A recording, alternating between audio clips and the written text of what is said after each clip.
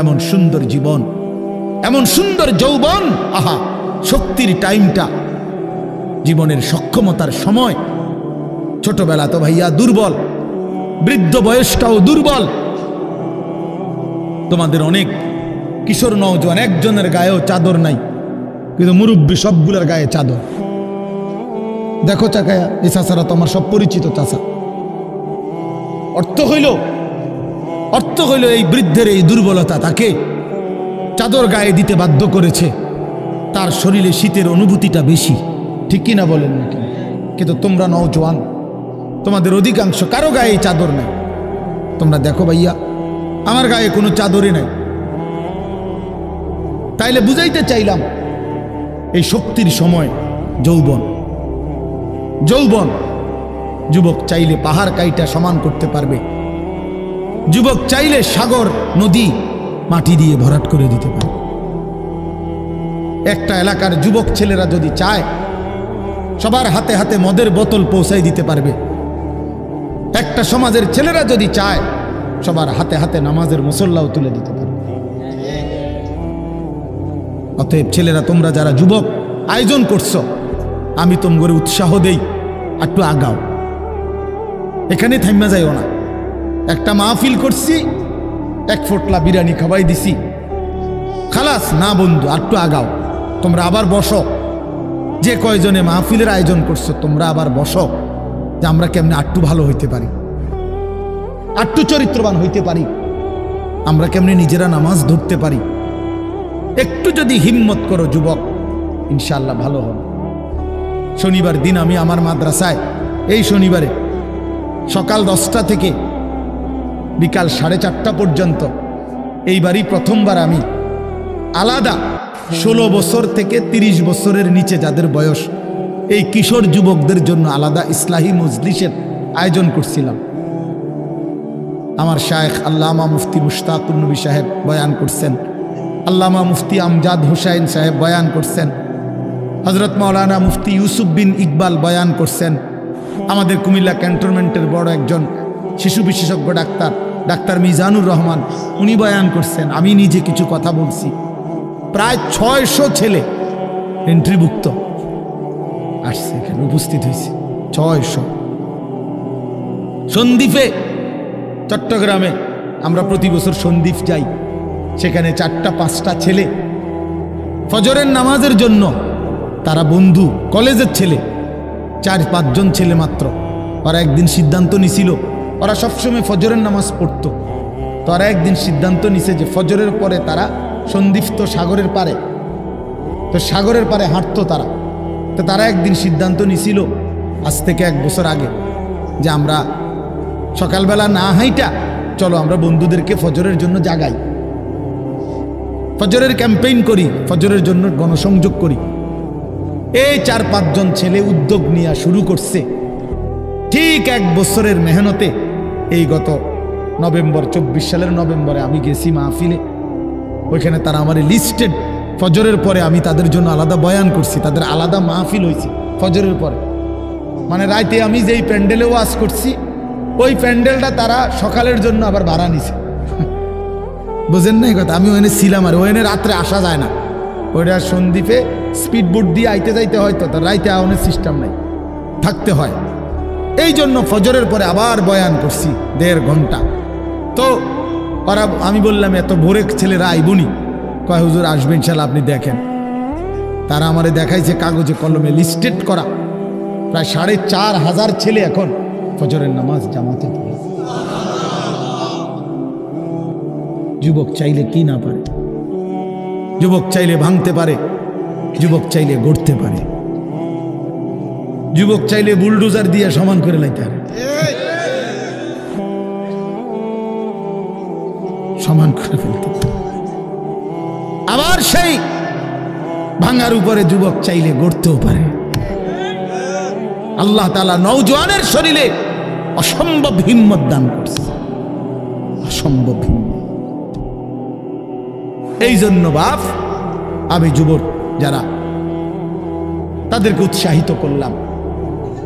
মহান আল্লাহ পাক রব্বুল আলামিন আমাদেরকে বলছেন, আমি তোমাদের ইমানদার, ইমান নিলাম, আমি ইমান দিছি বান্দা, আমি গত বছর যখন তাবলীগের সফরে ছিলাম দিনাজপুর জেলায়, গত বছর আগস্ট মাসে ৭২ বছর বয়স্ক একজন হিন্দু লোককে কালেমার দাওয়াত দিছিলাম। ওনার 2 ছেলে মুসলমান। ওনারে আমি 2.5 ঘন্টা কালেমার দাওয়াত দিছি। আমরা 3 জন আলেম মিলে কত অনুনয় বিনয় করছি, কাকুতি মিনতি করছি, কাঁদছি, চোখের পানি ফেলছি। একটা বার চাচা কালেমা পড়েন, আপনার ছেলে মুসলমান, ছেলের বউ মুসলমান, আপনার নাতি নাতনি সব মুসলমান, আপনি এখনো বসে আছেন কেন? আহা, এই ৭২ বছর হয়ে গেছে। বুড়া মিয়া কয় আমি ওটা বলবো না, বলে নাই। আমি আমার সাথীদের কাছে, আমার 26 জন সাথী নিয়ে চিল্লাই গেছি, 16 জন আলেম, এক চিল্লা সফরে 950 মানুষ আল্লাহর রাস্তায় বের হয়েছে চিল্লার জন্য। আলহামদুলিল্লাহ, আল্লাহই করাইছে।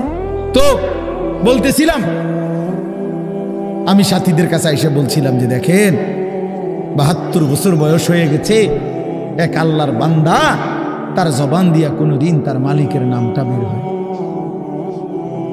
আমারে আপনারে আল্লাহ তাআলা কত বড় তৌফিক দিছে যে আমরা কত হাজারবার, লক্ষবার কালেমা লা ইলাহা ইল্লাল্লাহ মুহাম্মাদুর রাসূলুল্লাহ এটা যে আমরা পড়তে পারি, পড়তে পারছি, এই সৌভাগ্যের কৃতজ্ঞতা কি?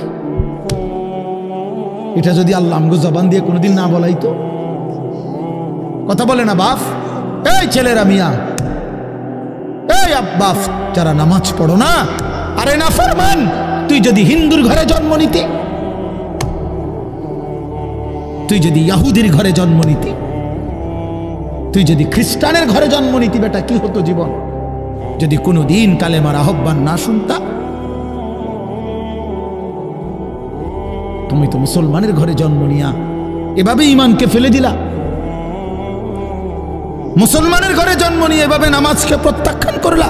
ছি ছি ছি ছি, তোমারে দেখে তো হিন্দুও হাসবে, তোমারে দেখে তো ইহুদিও হাসবে, তোমারে দেখে তো খ্রিস্টানও হাসবে, যে দেখছো হয় নাকি শ্রেষ্ঠ জাতি, ওদের ধর্ম নাকি শ্রেষ্ঠ ধর্ম, ওদের ধর্ম কোরআন নাকি শ্রেষ্ঠ কিতাব, ওদের শ্রেষ্ঠ ধর্ম ওদেরই পছন্দ হয় না, ওদের শ্রেষ্ঠ কিতাব ওরাই পড়তে পারে না। তো এটা কিসের শ্রেষ্ঠ? কথা বলেন না। তাহলে আমি তো আমার ধর্মের অপমান।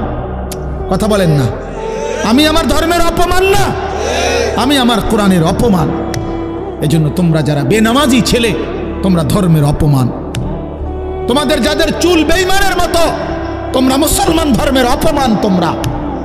তোমাদের কারণে আমার ধর্ম লজ্জিত, তোমাদের কারণে ধর্ম বেইজ্জতি হয়েছে। তোমরা ইসলামকে অপমানিত করলা, আল্লাহকে অপমানিত করলা, আমার নবীর শ্রেষ্ঠতম 23 বছরের আদর্শকে তোমরা অপমানিত করলা। এই অপমানের বিচার আল্লাহ করবে, মনে রাখো, ছেড়ে দিবে না বাপ। আল্লাহ কোরআনে বলছে, বান্দা আমি 1 সেকেন্ড ছাড়বো না, আমি হিসাব নিব। তুমি আমারে কি মনে করছো বান্দা? বাদ দুগা খাওয়াইছি দেখে তুমি মনে করছো আমি মাতি না? হ্যাঁ, কিটা মনে করছো? এ পেশাব পায়খানার ভাত তুমি মনে করছো? আমি কিছুই বলবো না, কিছুই বলবো না। তুমি জানো না ফেরাউনকে শোয়াইছে কে? তুমি জানো না কারুনকে শোয়াই দিছে কে? তুমি জানো না নমরুদ সাদ্দাতকে নিশ্চিহ্ন করে দিয়েছে কে? তুমি শোনো নাই? তুমি আন্দাজ করো নাই আমি আল্লাহ কেমন? এই পৃথিবীর কত অবাধ্য জাতিকে আমি আল্লাহ ধ্বংস করে দিয়েছি, শোনো নাই?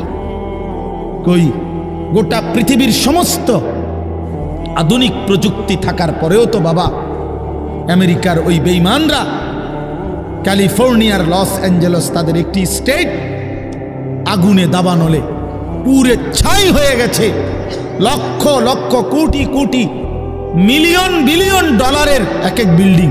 আপনারা মুরব্বীরা মিলিয়ন বিলিয়ন ডলার কি তাই বুঝতেন না? কয়টা আপনি 1 মিলিয়ন বিলিয়ন ডলার কত টাকা? কমপক্ষে 300 টাকার বেশি। মানে আপনি এটি বুঝতেন না, টেহারি এটান বুঝতেন না। কথা বুঝছেন কিনা?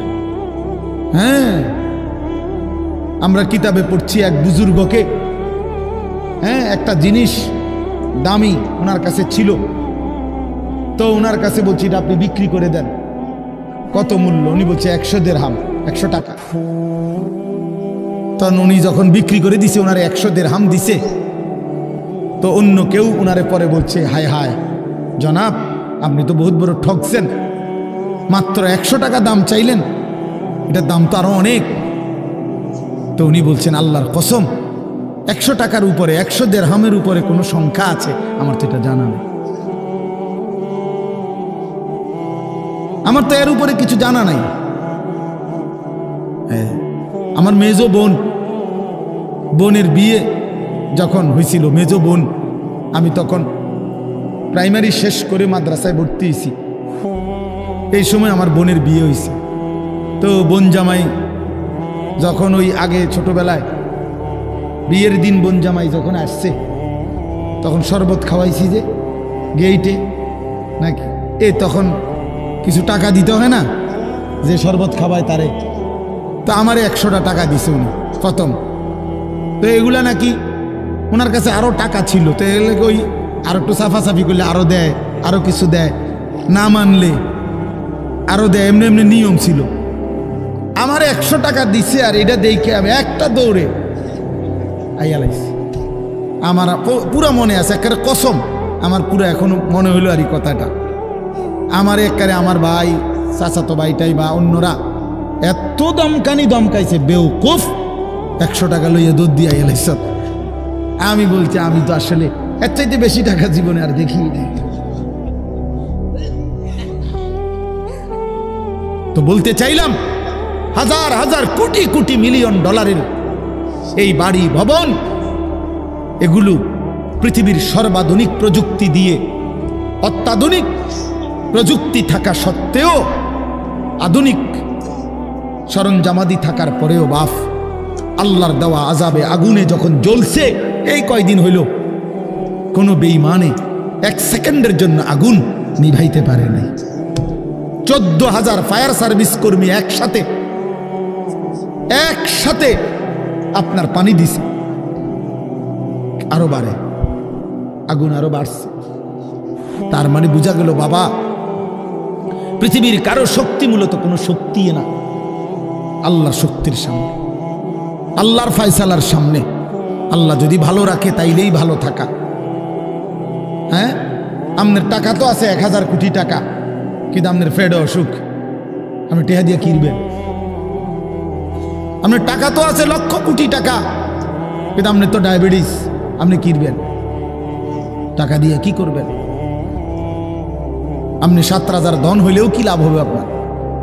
এই জন্য আমি অনুরোধ করছি, আমরা মুমিন, আল্লাহ আমাদেরকে বলছে এটাই কথা, সকলেই আল্লাহর কথা শুনবে এটা জরুরি না, এবং সবার সৌভাগ্য হবে এটাও জরুরি। আসমানের ফয়সালা, আল্লাহ তাআলার ফয়সালা।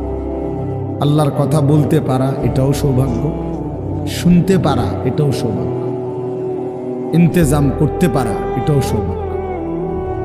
যালিকা ফাদলুল্লাহি ইউতিহি মান ইয়াশা।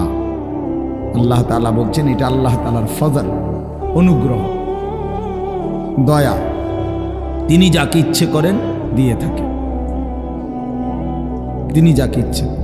হযরতে বেলাল রাদিয়াল্লাহু তাআলা আনহু, ওনার বাড়ি মক্কা মদিনা না, অনেক দূরে, কিন্তু উনি মুসলমান হয়েছেন, সাহাবী হয়েছেন। হযরতে হুযাইফা, নবীজির সাহাবী, ওনার বাড়ি মক্কা মদিনা না, ইয়ামান, উনি মুসলমান হয়েছেন, সাহাবী হয়েছে। হযরতে সালমান, ওনার বাড়ি মক্কা মদিনা না, ওনার বাড়ি ইরান, পারস্য, তো উনি সেখান থেকে আল্লাহ আনাইছেন, উনি কালেমাওয়ালা হয়েছে। হযরত আবু হুরায়রা রাদিয়াল্লাহু তাআলা, বিখ্যাত সাহাবী, সবাই নাম জানে, আবু হুরায়রার নাম সবাই জানেন না? উনিও কিন্তু মক্কা মদিনার মানুষ না, উনি দাউস গোত্র, এটা অনেক দূরের, কিন্তু সেখান থেকে আল্লাহ ওনাকে আনাইয়া মুসলমান হয়েছেন, সাহাবী হয়েছেন। কিন্তু আবু জেহেল বাড়ির কাছে, আল্লাহর ঘর কাবার সবচেয়ে কাছে, সর্বপ্রথম বাড়ি যার কাবা ঘরের পরে আবু জেহেলের বাড়ি। জানেন এটা? আবু জাহেলের ঘরের আগে কারো ঘর নেই, কারো ঘর ছিল না। নবীজির ঘরও আরো পিছনে ছিল, সবার ঘর পিছনে। কাবা ঘরের সবচেয়ে নিকটতম প্রতিবেশী ছিল আবু জাহেল। তো কি হয়েছে এত? কিন্তু বদনসিব, আবুল আহাব কাছে ছিল, বঞ্চিত। এই জন্য এটা আসমানের ফয়সালা। এত কাছে থেকে বঞ্চিত হলো কেন? এত দূরের থেকে আসলো কেন? বুঝছেন না হিসাবটা? তাহলে মূলত ফয়সালাটা কার? ইউতিহি মান ইয়াশা। আল্লাহ বলছেন আমার অনুগ্রহ, আমার দয়া আমি যাকে ইচ্ছে করে দিয়ে থাকি, আমি যাকে ইচ্ছে করে দিয়ে থাকি। এই জন্য বললাম আর কি, আমি সবাই শুনতে পারবে, শুনবে এটা জরুরি না। আল্লাহ যাকে পছন্দ করে, ইচ্ছে করে, তাকে আল্লাহ তাআলা দ্বীনের বুঝ দান করে। হাদিসের মধ্যে আছে মাইয়ুরিদিল্লাহু বিহি খায়রান ইউফাক্কিহু ফিদ্দীন। আল্লাহ যার ভালো চান, কল্যাণ করতে চান, তাকেই আল্লাহ তাআলা দ্বীনের বুঝ দান করে, দ্বীনের বুঝ দান করে। নবীজি বলেন ইজা আরাদাল্লাহু বিআবদিন খায়রান ইস্তা'মালাহু। আল্লাহ যখন তার কোনো বান্দার ব্যাপারে ভালোর ফয়সালা করে, তো আল্লাহ তাআলা তাকে কাজে লাগান। সাহাবীরা জিজ্ঞেস করছে কিভাবে কাজে লাগায়? কাইফা ইস্তা'মিলুহু, হে আল্লাহ রাসূল, আল্লাহ তাকে কাজে লাগান কিভাবে? তো নবীজি বলেন ইউওয়াফিকুহু লিআমালিন ক্বাবলাল মাউত। আল্লাহ যাকে ভালো চান তাকে মৃত্যুর আগে আগে নেক আমল করার তৌফিক দান করেন।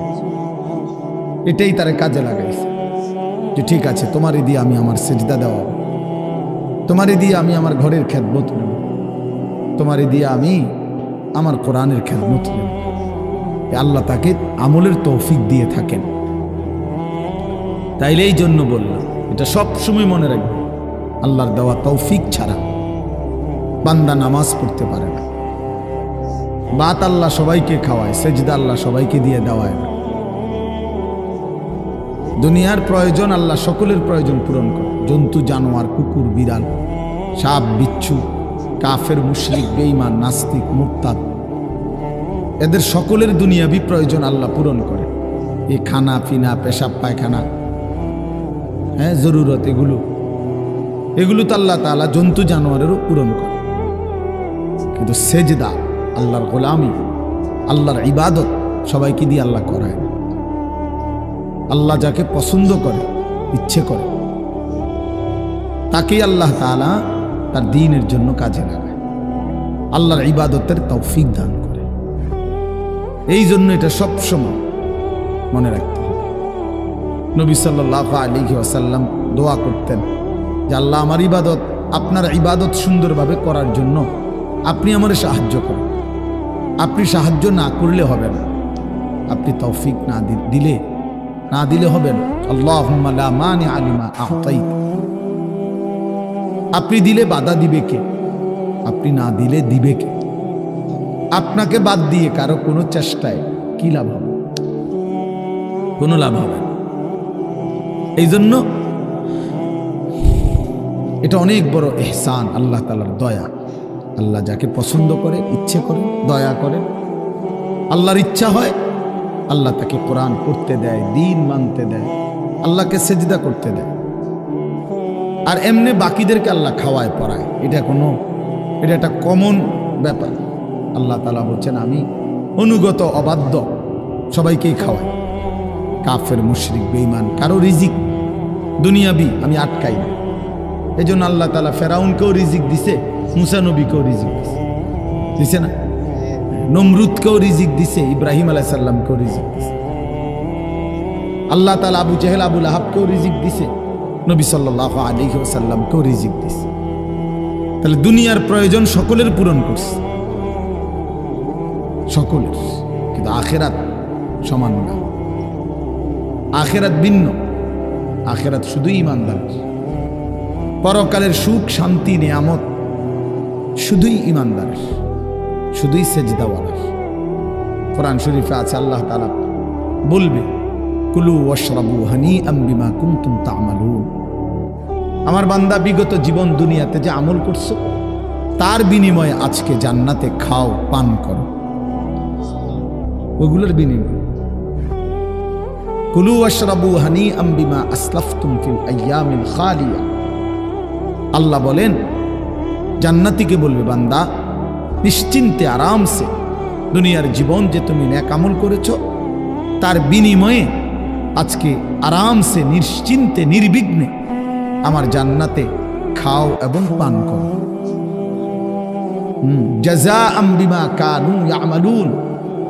আল্লাহ তাআলা বলেন জান্নাতের এই নিয়ামত বান্দা তোমাকে দিলাম কিসের বিনিময়ে? জাযাআম বিমা কানু ইয়ামালুন। ওই যে দুনিয়ায় আমল করেছিলে তার বিনিময়। এ তোমার সেজদার বিনিময়, এ তোমার রুকুর বিনিময়, এটা তোমার জিকিরের বিনিময়, আমার গোলামের বিনিময়, আমার বন্দিগির বিনিময়। এই জন্য আখিরাত শুধুই মুমিনের জন্য, পরকাল শুধুই ঈমানদারের জন্য। এই জন্য আল্লাহ তাআলার তৌফিক ছাড়া বান্দা আমল করতে পারে না, নামাজ পড়তে পারে না, সেজদা দিতে পারে না। কত ছেলে দেখেন না চোখের সামনে এক ওয়াক্ত নামাজ পড়ে না, জানেও না সে মানুষের বাচ্চা নাকি জানোয়ার, এটাও জানে, হাইওয়ান কিনা না মানুষ বলতে পারে। কে পাঠাইলো, কেন পাঠাইলো, কে সৃষ্টি করলো, কেন সৃষ্টি করলো, কি জন্য আসলো, কিচ্ছু জানে না, কিছুই জানে না। লক্ষ্য উদ্দেশ্যহীন, গন্তব্যহীন এক পাগল, মাতাল, ছাগল, যা মন চায় তাই করে, যা মন চায়। এটা জিন্দিগি আর কি। এ তো লক্ষ্য উদ্দেশ্যহীন জীবন, জন্তু জানোয়ারের জীবন। মুসলমান তো তাকে বলে যার সুনির্দিষ্ট গন্তব্য জানা আছে। ইমানদারের গন্তব্য জানা আছে যে আমার গন্তব্য কোথায়, আমার এটা হায়াত, এরপরে আমার মৃত্যু, কবর, এরপরে আমার হাসরের মাঠ, এরপরে আমার মিজান হিসাব, এরপরে আমার ফুলসেরাত, এরপরে আমার জান্নাত। আমার টার্গেট জানা আছে, আমার গন্তব্য জানা আছে। আমি থামবো সেদিন, জান্নাতে যাব যেদিন। আমার টেনশন দূর হবে সেদিন, আমি জান্নাতে ঢুকবো যেদিন। ওয়াকালুল হামদুলিল্লাহিল্লাযী আযহাবা আন্নাল হাযান। কোরআনুল কারীমের মধ্যে আছে, আল্লাহ তাআলা বলেন জান্নাতি বান্দা জান্নাতে ঢুকে বলবে, আল্লাহ আপনার প্রশংসা করছি, আজকেই আমার চিন্তা পেরেশানি জীবনের তরে শেষ হলো। আজ আমি জান্নাতে ঢুকলাম, এবার আমি নিশ্চিন্ত হলাম, নিশ্চিন্ত হলাম, আর কোনোদিন এই জান্নাত থেকে বের হতে হবে। আল্লাহ তাআলা বলছেন আর কখনোই এখান থেকে বের হইতে হবে না। খালিদিনা ফিহা আবাদা, চিরস্থায়ী। চলেন বাপ, এই জন্য বললাম নিজেদের ছেলে, নিজেদের মেয়ে, নিজেরাও ইনসাফের সাথে ভাইবেন যে আপনি আখিরাত চিনেন কিনা। আপনার ছেলে মেয়েগুলো যেই জীবন পরিচালনা করতেছে এতে কি মনে হয়, এতটুকু আন্দাজ করা উচিত যে আমার ছেলে আসলে আখিরাত চিনে কিনা, আমার ছেলের সামনে কোনো গন্তব্য আছে কিনা, নাকি এই মোবাইল, নারী, ছবি, জিনা, ব্যভিচার, মদ, জুয়া, নাচ, গান, উলঙ্গ দৃশ্য, হালাল হারামের কোনো বাজ বিচার নাই, পাক নাফাকের কোনো বাজ বিচার নাই, লজ্জা শরম হায়া কিচ্ছু নাই, যখন যা মন চায় খাইতেছে, হ্যাঁ, যা মন চায় তাই করতেছে। তো এই খামখেয়ালি জীবন, যখন যা মন চায় তাই, হালাল হারাম, জায়েজ না জায়েজের জীবন, যার পার্থক্য নাই, আল্লাহ তাআলা কোরআনে বলছে তার উদাহরণ হলো ফামাসালুহু কামাসালিল কাল, কুত্তার মতো।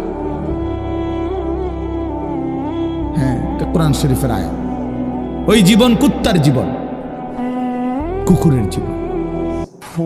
এই জন্য আমি সবসময় এটা বুঝি, বেনামাজির জিন্দেগি কুত্তার জিন্দেগি। এই ফজরের নামাজ না পড়ে যে জানোয়ারগুলো ঘুমায় থাকে, এগুলা কুকুরের জিন্দেগি। খালাস। এই সুদখোরগুলো যে জিন্দেগি কাটায়, এগুলো কুকুরের জিন্দেগি। এই হারামখোরগুলো যে জীবন কাটায় এটা জানোয়ারের জীবন। কোরআন শরীফের আয়াত এটা। ওয়াত্তাবাআ হাওয়াহু ফামাসালুহু কামাসালিল কালব। আল্লাহ বলছে মনের ইচ্ছা মতো যে চলে, আল্লাহর হুকুমের পরোয়া করে না, হালাল হারাম এর পার্থক্য যে মানে না, আল্লাহ বলছে তার উদাহরণ কামাসালিল কালব, কুত্তার মতো, কুকুরের মতো। ইন তাহমিল আলাইহি ইয়ালহাস আও তাতরুকহু ইয়ালহাস। আল্লাহ বলছে কুকুরের স্বভাব, দৌড়ানি দিল জিব্বা লম্বা করে হাঁফায়, ছেড়ে দিল দাঁড়ায়া দাঁড়ায়া জিব্বা লম্বা করে হাঁফায়, জিব্বা লম্বা করে হাঁফায়, এমন করে। এ কুকুরের স্বভাব। পেলেও অতৃপ্ত, না পেলেও অতৃপ্ত, থাকলেও অশান্তি, না থাকলেও অশান্তি। কারণ হারাম করছে, নাফরমান যে, আল্লাহর অবাধ্য যে, পাক নাফাক, হালাল হারাম, যার কাছে সুদ আর ব্যবসা একই রকম মনে হয়, সে কি মানুষ নাকি? যার কাছে আপন বউ পরের মহিলা সমান মনে হয়, নিজের বউও দেখে, মানুষের বেডিও দেখে, তো তার কাছে কি কোনো হালাল হারামের পার্থক্য আছে কি? তো সে জানোয়ার না তো জানোয়ার কি? সে জানোয়ার না তো জানোয়ারটা কে? তাই বলে, ইনসাফের কথা বলে, নাহলে বিচারে কোন কি কয়? এই জন্য এটা সবসময় মনে রাখবেন, জওয়ান হন আর বুড়া হন, আমি হই আর আপনি হন, হালাল হারামের পার্থক্য যার মধ্যে নাই, কুকুরের মধ্যে কোনো হালাল হারামের পার্থক্য নাই, কুকুরের মধ্যে পাক নাফাকের কিছু নাই, কারণ যেহেতু সে জানোয়ার। কিন্তু মানুষ যে ইনসান, তার সৃষ্টিগত সত্তার মধ্যে হালাল হারামের অনুভূতি থাকতে হবে।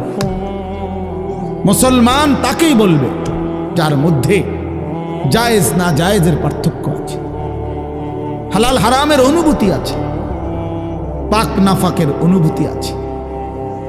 কোরআনুল কারীমে আল্লাহ তাআলা এটা বলছেন। এজন্য নবীজি বলছেন আল হালালু বাইয়িন ওয়াল হারামু বাইয়িন। যেটা হালাল এটা স্পষ্ট, যেটা হারাম এটাও স্পষ্ট। নবীজি বলেন আমি অন্ধকারে রেখে যাই নাই উম্মতকে, একটা সেকেন্ডের জন্য আমি আমার উম্মতকে আড়ালে রেখে যাই নাই, সব কিছু আমি স্পষ্ট বলেছি। হালাল গুলোও পরিষ্কার করে দিছি, হারাম যা তাও স্পষ্ট করে দিয়েছি। 24 ঘন্টার যাবতীয় কর্মকাণ্ড আমি আল্লাহ স্পষ্ট করে দিয়েছি। ওই দেখেন ওই অপদার্থ ছেলেটার দিকে দেখেন, এক নজরে মোবাইলের দিকে তাকায় রয়েছে, কারে বলে কি ওয়াজ করে এর কোনো খবর। এটা ধরে রাখছে মোবাইল, এক নজর একদিকে খালা। এবার ওয়াজ হয়, কারে বলে কি বলে, আমার এত কিছু দরকার, আমি আর আমার মোবাইল। এই জিন্দেগি, এই ছেলে পেলেদের আকসারের জীবন। 24 ঘন্টা পৃথিবীতে তার একটাই জিনিস, সেটা হলো একটা মোবাইল। এটাই তার মা, এটাই তার বাবা, এটাই তার আত্মীয়, এটাই তার স্বজন। মোবাইলেই হাসে, মোবাইলেই কাঁদে, মোবাইলেই আবেগ, মোবাইলেই অনুভূতি, সব কিছু জীবনের মোবাইলটা। কোত্থেকে আসলো, কে বানাইলো, কে সৃষ্টি করলো, কেন পাঠাইলো, কে আমারে বানাইলো, আমি কোত্থেকে আসলাম, কেন রাত হয়, কেন দিন হয়, আমার কোনো দায়িত্ব আছে কিনা আমার আল্লাহর পক্ষ থেকে, কিচ্ছুর কোনো সামান্যতম বুঝ বুদ্ধি আকল দিমাগ কিচ্ছু। 365 দিন, এক বছরে কোনো দিন নামাজ পড়ে না, তারও কিছু মনে পড়ে না, কেউ তারে মনে করাইও দেয় না। কই তার বাপ কেডা, তার মা কি, কেউ একটু বলেও না যে কিরে বাপ তুমি যে এক ওয়াক্ত নামাজ পড়ো না, তুমি মুসলমানের বাচ্চা হইলা কেন, তুমি মানুষের বাচ্চা হইলা কেন। তার মা একটা বার বলে না, মা এ কেমন, সন্তানই কেমন। আমার খুব আফসোস লাগে, এটা খুব আফসোস। মাঝে মাঝে মনটা চায় যে কি আসলে কি মুসলমান এত পাষাণ হইল কেমন? বাপে কেমন, সন্তানেই কেমন, মাই কেমন, মেয়েটাই কেমন। কেউ পর্দা করেন, মাও বেপর্দা, মেয়েও বেপর্দা। বাপ ফুজি ছেলে মেয়ে সবাই মিলে টেলিভিশন চায়, একসাথে নাচ গান নর্তকীর ছবি নাটক সিনেমা দেখতেছে। ছি ছি ছি ছি, কত নিকৃষ্ট মুসলমান, কত বেশরম বেহায়া নির্লজ্জ হইলে এত বড় বেশরম হইতে পারে? আত্মমর্যাদা, আত্মসম্মান, লজ্জা যদি এক বিন্দু থাকতো তাইলে তো বাবা জিজ্ঞেস করতো যে কিরে বাপ, তুই মুসলমানের ঘরে জন্ম নিয়া এক ওয়াক্ত নামাজ পড়ে না, তুই কেমনে রে আমি মুসলমানের সন্তান হইলি? তুই মুসলমানের ঘরে সন্তান হইলি কেমন? আরে এইটা তো আগে বুঝাপড়া করার বিষয় ছিল। তোর বিদেশ, তোর চাকরি, তোর দাখিল, তোর এসএসসি বেড়া এডি বাদ দে বেড়া, থো বেড়া এডি পরের কথা বেড়া। আগে তুই মুসলমানের বাচ্চা কিনা আগে এটা বল বেটা।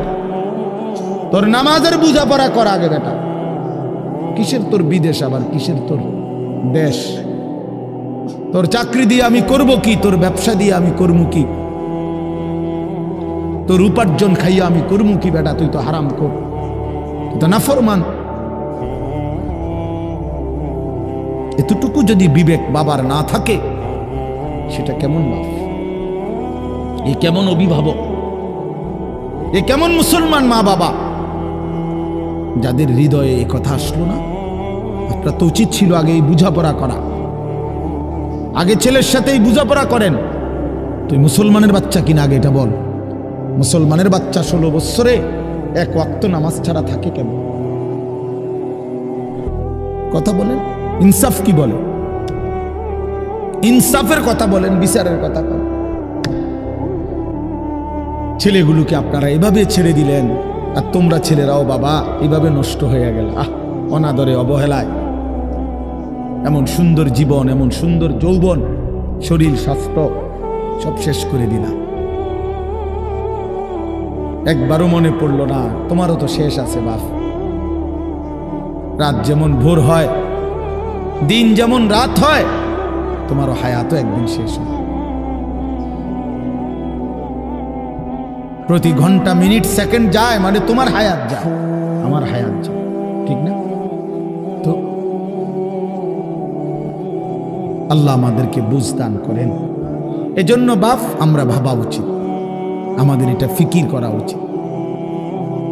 ছোটরাও বড়রাও মাঝ বয়সীরাও এত লাগাম ছাড়া মানুষ হয় না। মুসলমানের জীবন এত বড়, জন্তু জানোয়ারের মতো হওয়ার কথা না বাবা। হ্যাঁ, গুনাহ হইতে পারে, গুনাহ আমারও আছে, আপনাদেরও আছে, গুনাহ হইতে পারে, হবে। সেটা হলো হুচট খাওয়া। মানে চলার পথে আমি 10 কিলো পথ হাঁটলাম, আমি 30 কিলো পথ গেছি এক জায়গা থেকে আরেক জায়গায়। তো এই চলার পথে হয়তো একবার আধবার পড়ে যাইতে পারি, পিছলা খাইতে পারি, ঠিক আছে, এটা হইতে পারে। কিন্তু আমি বুঝি 30 কিলোমিটার একেবারেই ফিরে রইলাম, পিছলা খাইয়া রইলাম, তাহলে ভুল আমার হইতে পারে, গুনাহ আমার হইতে পারে। আমার 6 মাসে কোনোদিন নামাজ ছুটে যাইতে পারে। আমি জীবন চলার পথে কখনো কাউকে রাগ করতে পারি, গালি দিয়া লাইতে পারি, এটা তো হওয়া স্বাভাবিক, হইতে পারে। কিন্তু লাগাতার প্রতিদিন একরকম, এটা মুসলমান? কথা বুঝছেন কিনা আমার? আপনি বুঝি এখানে প্রত্যেকদিন মিশা কথা কইবেন, আপনি বুঝি প্রতিদিন সুদ খাইবেন, আপনি বুঝি প্রত্যেক দিন ওজনে কম দিবেন, এটা বুঝি মুসলমান? আপনি বুঝি একদিনও নামাজ পড়তেন না, আপনি বুঝি 365 দিনে কোনোদিন ফজরের নামাজ পড়তেন না, এটা মুসলমান? তো এটা তো হুচট খাওয়া না, এটা তো গাদ্দারি, এটা তো ইচ্ছা করে ঠান্ডা মাথায় ধীরে সুস্থে ভেবে চিনতে আল্লাহর সাথে গাদ্দারি করতেছে, আল্লাহরে বুড়া আঙ্গুল দেখাইতেছে যে দেখো কইলা কেন সেজদা দিতাম না, চাই কিতা করতাম, আল্লাহ বলবে অসুবিধা নাই বান্দা, বাতে না খাও, আর তো বেশি কিছু না, দুগা খানাই তো খাও আর ঘুম যাও, খানা তো কুত্তাও খায়। তবে মনে রাখো কবরে আইসো একটা লাথি দেওয়া ফেরেশতারে দিয়া, একটা লাথি, এক লাথিতে বুঝবা আমার নাফরমানির শাস্তি কি। কাল্লা সাউফা তা'লামুন সুম্মা কাল্লা সাউফা তা'লামুন। আল্লাহ বলে বান্দা কবরে আইসো, আমি বুঝায় দেব আমার নাফরমানির শাস্তিটা কি।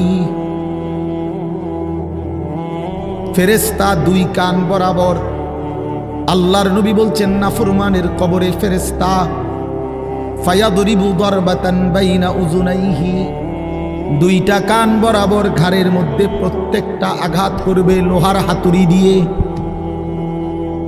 ফায়াসিহু সাইহাতান, নাফরমান কবরে এত জোরে চিৎকার করবে ইয়াসমাউহা মান ইয়ালিহি ইল্লা সাকালাইন। আল্লাহর নবী বলেন দুনিয়াবাসী মানুষ এবং জিন ব্যতীত আল্লাহর সব সৃষ্টি ওই বেঈমানের কবরের চিৎকার শুনতে পাবে, এমন জোরে চিৎকার দিবে। একটা একটা আঘাত এভাবেই চলবে কিয়ামত পর্যন্ত, এভাবেই চলবে কিয়ামত পর্যন্ত।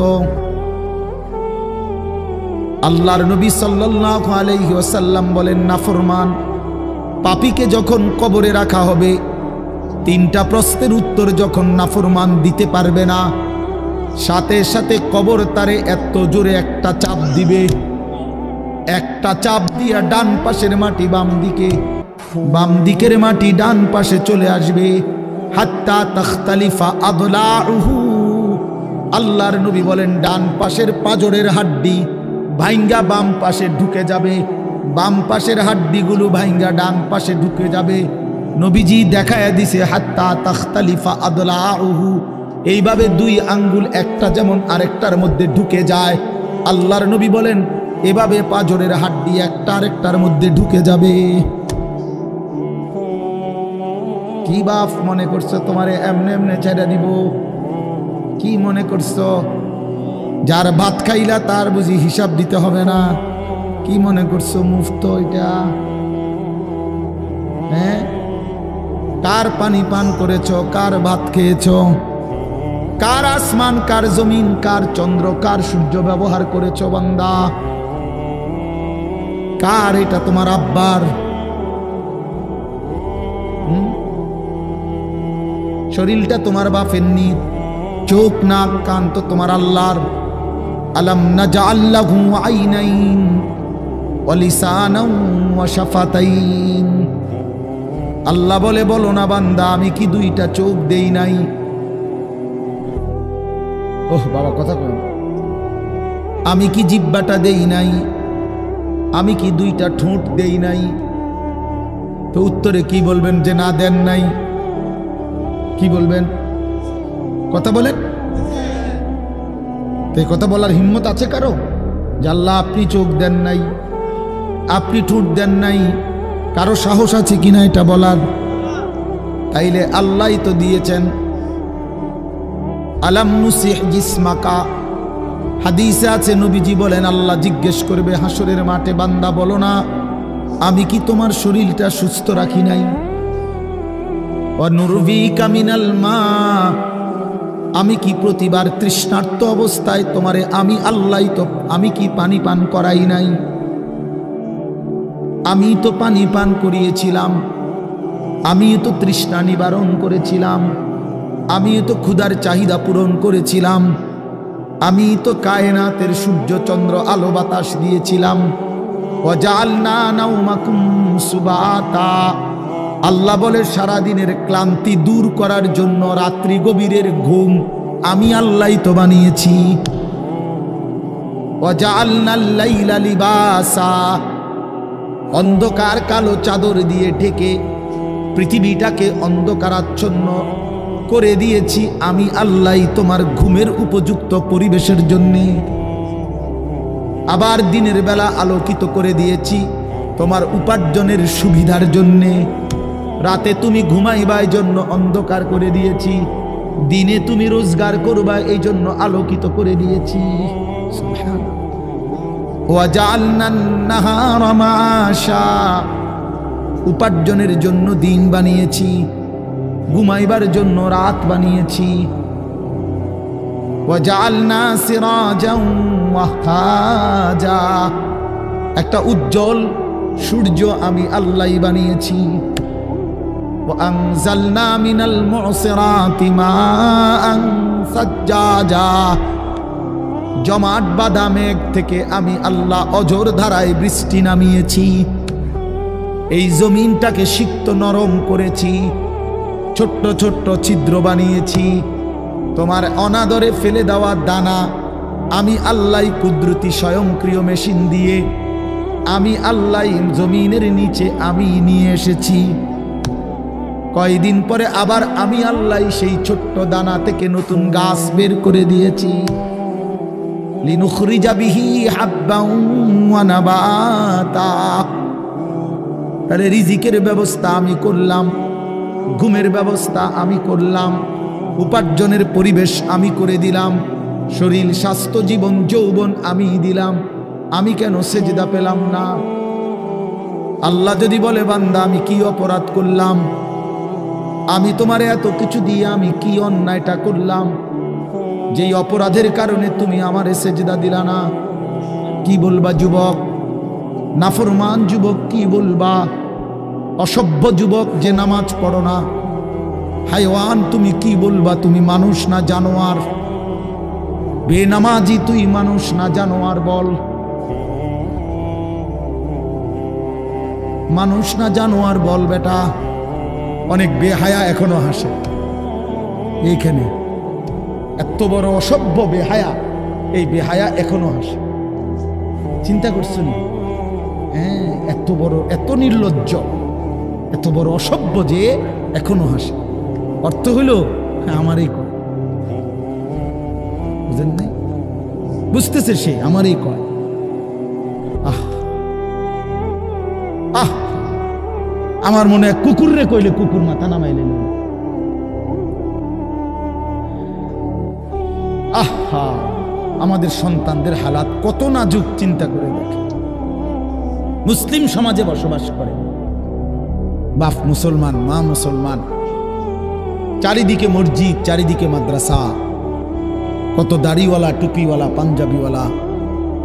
প্রতিদিন মসজিদের মিনারা থেকে উচ্চ কণ্ঠে মাইকের হর্ন দিয়ে আজান হইতেছে। এত বেশি মাইক, হর্ন, মসজিদ, মাদ্রাসার পরিবেশের মাঝখানে থাইকাও এটা কত বড় গাদ্দার, কত বড় গাদ্দারা নাফরমান।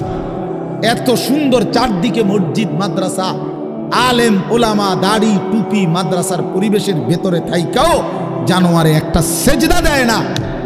কত বড় নিকৃষ্ট জানোয়ার, চিন্তা করছে। এই বাপ, এমন সন্তান পাইলা কবরে যাই আফসোস ছাড়ার কিচ্ছু নেই। আজকে যদি এই আফ্রিকার জঙ্গলে থাকতো তাহলে হয়তো যে বাবা এত বড় আফ্রিকার জঙ্গলে ছিলাম যেখানে কোনো দিন কোনো আজান হয় নাই, যেখানে কোনো মসজিদ দেখি নাই, মাদ্রাসা দেখি নাই, আল্লাহ চিনব কোত্থেকে? আমি তো আফ্রিকার জঙ্গলের ভিতরে থাকতাম। বলেন, একটা ছেলে বলেন, এই ছেলেগুলো বেনামাজি যে ছেলেগুলো, এদেরকে জিজ্ঞাসা করেন যে বাবা তুই কি আল্লাহ চিনলি না, না রাসূল চিনলি না? তুমি বাবা কি মসজিদ চিনলা না, মাদ্রাসা চিনলা না? কোনোদিন কি কোরআন দেখলা না? কারো লাশ, কারো জানাজা, কারো কবর কিছুই দেখো নাই? কিচ্ছুই তোমার কলজার মধ্যে কোনো এক বিন্দু কোনো বিবেক অনুভূতি জাগাইলো না? শুধু নারী, শুধু একটা মোবাইল, শুধু একটা ছবি, শুধু একটা অশ্লীল দৃশ্যের কাছে হেরে গেলা। ছেলেরা বলো বাবা, তোমরা বলো, কার কাছে হাইরা গেলা? কেমনে হাইরা গেলা তুমি? তোমার বাপ মুসলমান, মা মুসলমান, তোমার ঘর মুসলমান, তোমার দাদা দাদি, নানা নানি, চাচা মামা, ফুফা খালু সব মুসলমান। তোমার এলাকার চারদিকে আজান হয়, তোমার মহল্লার প্রত্যেক গলিতে গলিতে মাদ্রাসা আছে। কোরআনের ঘর আছে, তোমারই কোনো না কোনো চাচাতো ভাই, মামাতো ভাই, ফুফাতো ভাই, আত্মীয় কেউ না কেউ হাফেজে কোরআন আছে, আছে না? তালেবে ইলম আছে, মাদ্রাসায় পড়ুয়া আছে। এত কিছু দেখার পরেও যার কলিজায় এক ওয়াক্ত নামাজ পড়তে মন চায় না, তার দিল পাথরের চাইতে শক্ত, তার দিল জন্তু জানোয়ারের দিলের চাইতে নিকৃষ্ট। কারণ এ বড় শক্ত হারামি, মনে রাখি। সে কিছুই মনে করে না আল্লাহকে, কিছুই মনে। এত মসজিদ মাদ্রাসা, এত নামাজ রোজার এত চিহ্ন দেখাও আমি কিছুই বিশ্বাস করি না। আমি বিশ্বাস করি আমার জীবন হলো মোবাইল, আমার জীবন হলো নারী, আমার জীবনের অর্থ হলো ছবি, আমার জিন্দিগির মাকসাদ হলো উলঙ্গ ছবি দেখা, নর্তকী দেখা, জিনা ব্যভিচারের দৃশ্য দেখা, মদের আড্ডা, জুয়ার আড্ডা, নারীর আড্ডা, কোন অশ্লীল মেয়ের পিছনে জীবনটা শেষ করে দেওয়া। খালাস, আমি বুঝছি এটাই জীবন। কিসের মসজিদ, কিসের মাদ্রাসা, কিসের আল্লাহ, কিসের রাসূল, আমি এগুলা বুঝি না। এতটা উল্টে গেল কেন? এত বড় লানত হলো কেন বলেন বাবা? অতএব আপনাদের কাছে অনুরোধ করলাম, আপনারা আপনাদের বিবেককে নিয়ে ভাবেন। তোমরা ছেলেরাও বাবা রাগ হইও না, বুঝতে শিখো বাবা। কে ফিরাবে তোমাদেরকে? কে ফিরাবে? কে ফিরাবে? কে ফিরাবে বাপ? তোমরা কি কোনোদিন মরবা না? আজ যদি মৃত্যু হয়, এই বেনামাজি জিন্দিগি নিয়ে কেমনে কবরে যাইবা? ঠিকবা কেমন? এই নাফরমানের জিন্দিগি নিয়ে কেমনে ঠিকবা? এই জন্য আমরা প্রত্যেকেই প্রস্তুতি নেই। যদি ভাবতে শিখি, বুঝি, সামান্য অনুভূতি জাগে, তাহলে এই অনুভূতিটাকে কাজে লাগাবার, একটা জনের গুনাহ মাফ করে নতুন করে নিজেকে আল্লাহর ইবাদত, ঈমান, আমলের দ্বারা সজ্জিত করার একটা শ্রেষ্ঠতম সিজন, মৌসুম আসতেছে। সেটা হলো মাহে রমজান। মাহে রমজান বড় বেশি সুযোগ আসতেছে। আল্লাহ যদি দয়া করে হায়াত দেয়, তো পিছনের সব গুনাহ মাফ করিয়ে নতুন সাজে নিজেকে সজ্জিত করার, আখিরাতের রঙে রঙিন করার, জান্নাতের রঙে নিজেকে গড়ে তোলার এক শ্রেষ্ঠতম মাস মাহে রমজান। রমজান মানে অন্য কিছু, রমজান মানে ভিন্ন কিছু। রমজান মাসে মানে নিজেকে বদলানোর মাস, রমজান মানে নিজেকে পরিবর্তনের মাস, রমজান মানে নিজেকে আখিরাতের রঙে রঙিন করার মাস, রমজান মানে আল্লাহ তাআলার মহব্বতে, রাসূলুল্লাহ সাল্লাল্লাহু আলাইহি ওয়াসাল্লামের মহব্বতে ডুবে যাওয়ার মাস। এটা আমাদের সামনে। আল্লাহ আমাদের জন্য রমজানের হায়াত ভিক্ষা দান করেন। আল্লাহ যেন আমাদের সকলকে রমজান পর্যন্ত পৌঁছিয়ে দেন। এই আয়াত দেখেন, আল্লাহ তাআলা বলছেন, ইয়া আইয়ুহাল্লাযীনা আমানু, হে ঈমানদারগণ, কুতিবা আলাইকুমুস সিয়াম, তোমাদের উপরে রোজা ফরজ করা হলো, কামা কুতিবা আলাল্লাযীনা মিন ক্বাবলিকুম, যেমনটা ফরজ করা হয়েছিল তোমাদের পূর্ববর্তীগণের উপর, মানে পূর্বের ঈমানদার উম্মতদের উপর। কেন ফরজ করা হলো রোজা? উদ্দেশ্য কি? আমি আল্লাহর, লাআল্লাকুম তাত্তাকুন, যেন তোমরা মুত্তাকি হতে পারো, মুত্তাকি হইতে পারো, আল্লাহ ভীরু হইতে পারো। আর মুত্তাকি হলে কি লাভ হবে? উইদ্দাত লিল মুত্তাকিন, আল্লাহ বলে জান্নাত বানানোই হয়েছে মুত্তাকিদের জন্য। মুত্তাকি হবে তো জান্নাতি হবে, জান্নাতি হবে। এই আয়াতটার অল্প একটু কথা, আমি এই আয়াতটাই পড়ছি, সূরা বাকারার 183 নম্বর আয়াত, দ্বিতীয় পারা, দ্বিতীয় সূরা। এটার উপর আর একটু কথা বললে আমার কথা শেষ। আমরা আমাদের যদি পরিবর্তন চাই, পরিবর্তনের সুযোগ মাহে রমজান। আমরা যদি আখিরাত সাজাইতে চাই, আমাদের জন্য শ্রেষ্ঠ সুযোগ মাহে রমজান। আমরা যদি ঘুরে দাঁড়াইতে চাই, আমাদের জন্য শ্রেষ্ঠ সুযোগ মাহে রমজান। মাহে রমজান, আল্লাহ নাফরমানির এই জিন্দিগি আমি ছেড়ে দেব, আপনার রঙে রঙিন হব, তাইলে শ্রেষ্ঠতম সুযোগ মাহে রমজান। মাহে রমজানের মধ্যে অসম্ভব শক্তি আছে, মাহে রমজানের মধ্যে অসম্ভব পাওয়ার আছে। আল্লাহ বলছে, রমজানে বান্দা আইসো আমার কাছে, রাত দিন 24 ঘন্টা আমি আল্লাহ জাহান্নাম থেকে মুক্তি দিতে থাকব। ও তাকা উমিনান নার, জাহান্নাম থেকে মুক্তি দেব, সারা রাত মুক্তি দেব, সারা দিন মুক্তি দেব। রমজানের প্রতি ঘন্টা, প্রতি মিনিট, প্রতি সেকেন্ড হীরা মণি মুক্তা জহরতের চাইতেও কোটি গুণ বেশি দাম, কোটি গুণ বেশি দাম। আল্লাহ তাআলা সেই মহিমান্বিত রমজান আমাদের সামনে আনতেছেন। আর মাত্র 18-19 দিনও বাকি নাই। এই অল্প কয়টা দিন বাবা, আমাদের উচিত রমজানের জন্য অধীর আগ্রহে মহব্বতের সাথে আল্লাহর কাছে হায়াত ভিক্ষা চাওয়া, যে আল্লাহ এত কাছে আইনা মৃত্যু দিয়েন না, কবরে নিয়েন না, আর কয়টা দিন হায়াত দেন, রমজান পর্যন্ত পৌঁছিয়ে দেন। আল্লাহুম্মা বারিক লানা ফি রাজাব ওয়া শাবান ওয়া বাল্লিগনা রমাদান। আল্লাহ তাআলা বলেন, ইয়া আইয়ুহাল্লাযীনা আমানু। দেখেন এই একটি আয়াতে আল্লাহ 4টা কথা বলছে। একটা হলো হে ঈমানদারগণ, 2 নাম্বার হলো তোমাদের উপরে রোজা ফরজ করা হলো, 3 নাম্বার হলো যেমনটা ফরজ করা হয়েছিল পূর্ববর্তীদের উপরে, 4 নাম্বার হলো যেন তোমরা মুত্তাকি হতে পারো। কয়টা কথা হলো? এই 4টা কথার আমি 4টা আলগা সংক্ষিপ্ত একটু ব্যাখ্যা বলি। 1 নাম্বার হলো হে ঈমানদারগণ, এটা আল্লাহ আমাদেরকে ডাক দিয়েছেন। তাফসীরের মধ্যে আছে আদম আলাইহিস সালাম থেকে নিয়ে আমাদের নবী পর্যন্ত, ইতিপূর্বে আমাদের নবীর আগে যত নবী পৃথিবীতে আল্লাহ পাঠাইছেন, ওই নবীদের উপরে যারা ঈমান আনছিল, ওই নবীদের আমলে তাদের কাউকে কোনোদিন আল্লাহ তাআলা এই শব্দ দিয়ে হে ঈমানদারগণ, ইয়া আইয়ুহাল্লাযীনা আমানু বলে ডাক দেন নাই। আগে সর্বপ্রথম আমাদের নবী, আখিরি নবী, আল্লাহর বন্ধু, আমাদের নবীর ভালোবাসায় আল্লাহ তাআলা বলছে, বন্ধু বিগত কোন নবীর ঈমানদার উম্মতকে আমি যেই শব্দে ডাকি নাই, এই প্রথম আপনার ভালোবাসায় আপনার ঈমানদার উম্মতকে আমি ইয়া আইয়ুহাল্লাযীনা আমানু এই নতুন শব্দে ডাক দিলাম। হে ঈমানদারগণ, হে ঈমানদার তোমরা আমার।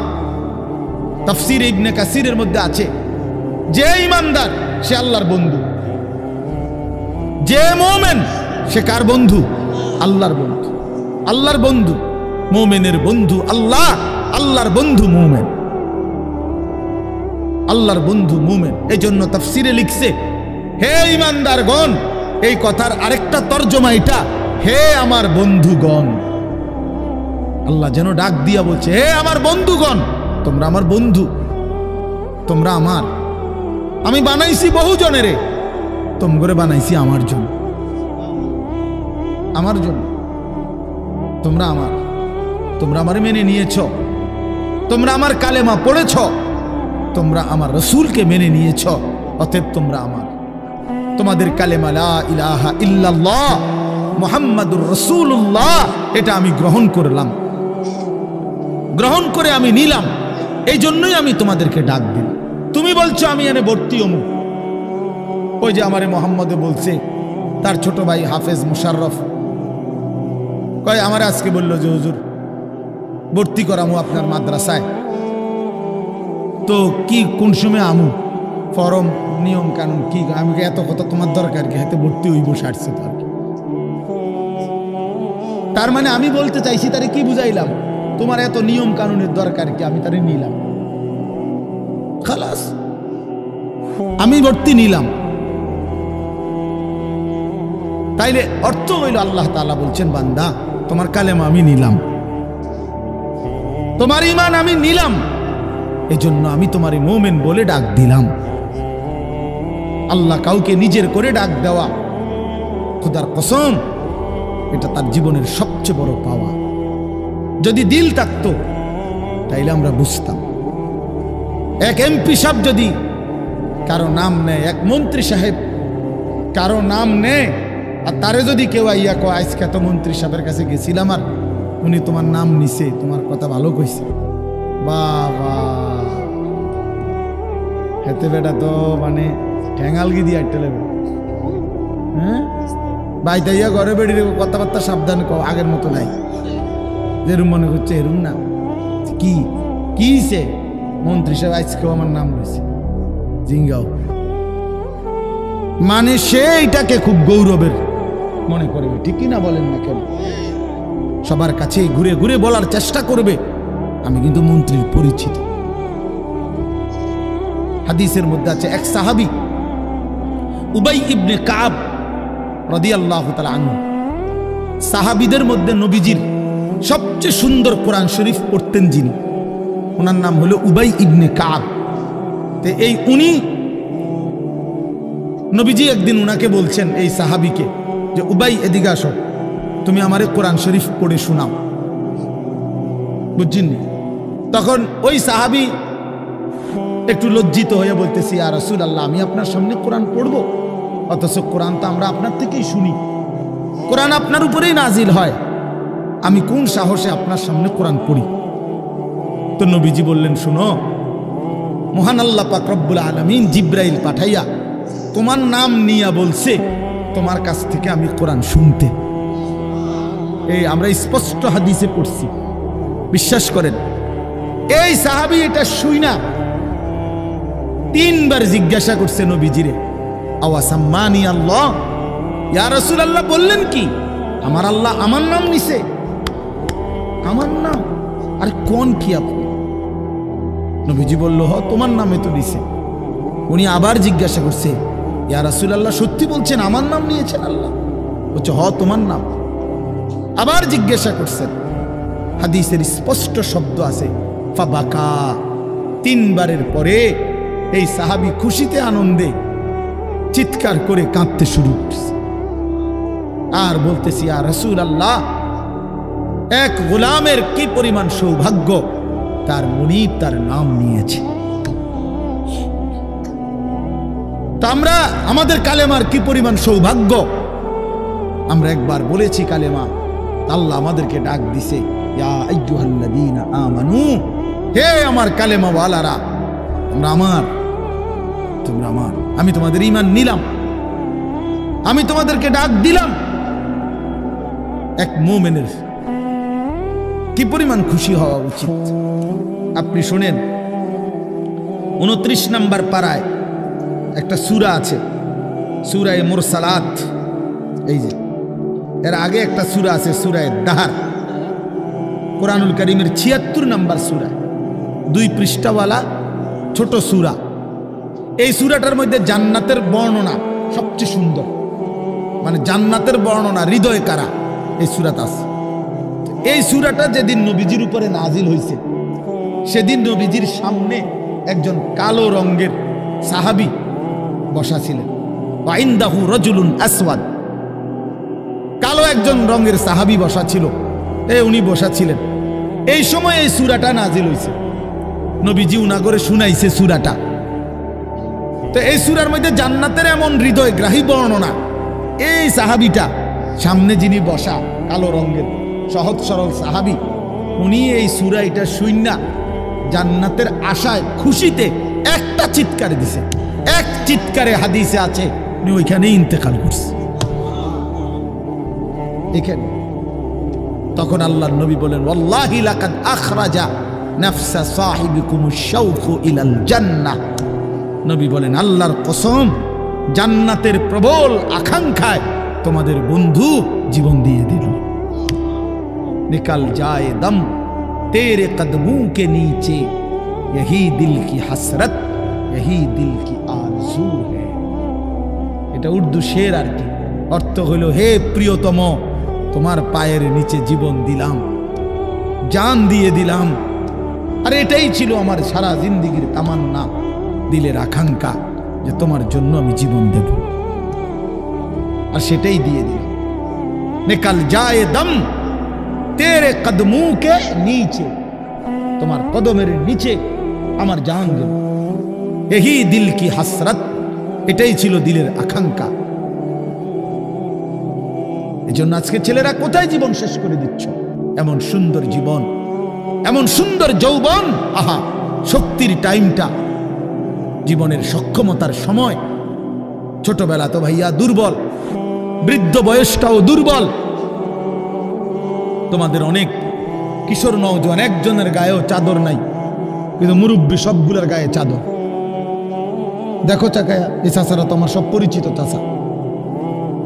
অর্থ হইল এই বৃদ্ধের এই দুর্বলতা তাকে চাদর গায়ে দিতে বাধ্য করেছে। তার শরীরে শীতের অনুভূতিটা বেশি, ঠিক কিনা বলেন না কেউ? কিন্তু তোমরা নওজোয়ান, তোমাদের অধিকাংশ কারো গায়ে চাদর নাই। তোমরা দেখো ভাইয়া, আমার গায়ে কোনো চাদরই নাই। তাইলে বুঝাইতে চাইলাম এই শক্তির সময় যৌবন। যুবক চাইলে পাহাড় কাইটা সমান করতে পারবে। যুবক চাইলে সাগর নদী মাটি দিয়ে ভরাট করে দিতে পারে। একটা এলাকার যুবক ছেলেরা যদি চায়, সবার হাতে হাতে মদের বোতল পৌঁছাই দিতে পারবে। একটা সমাজের ছেলেরা যদি চায়, সবার হাতে হাতে নামাজের মুসল্লাও তুলে দিতে পারবে। অতএব ছেলেরা, তোমরা যারা যুবক আয়োজন করছো, আমি তোমাদের উৎসাহ দেই, একটু আগাও, এখানে থাইমা যাইও না। একটা মাহফিল করছি, এক ফোটলা বিরিয়ানি খাওয়াই দিছি, খালাস না বন্ধু, একটু আগাও।